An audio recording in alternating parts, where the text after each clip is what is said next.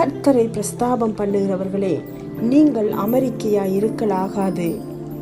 அவர் எருசலேமை ஸ்திரப்படுத்தி அதை புகழ்ச்சியாக்கும் வரைக்கும் அவரை அமர்ந்திருக்க விடாதிருங்கள் என ஏசாயா 62:6-7 வசனங்களில் கூறியுள்ளபடி, நீதியின் தேவன் தமது ஜனத்துக்கும் எருசலேமுக்கும் நீதி செய்யும் வரைக்கும் மௌனமாயிராமல் சத்திய வசனமாகிய ஆவியின் பட்டயத்தை பயன்படுத்துவோம்.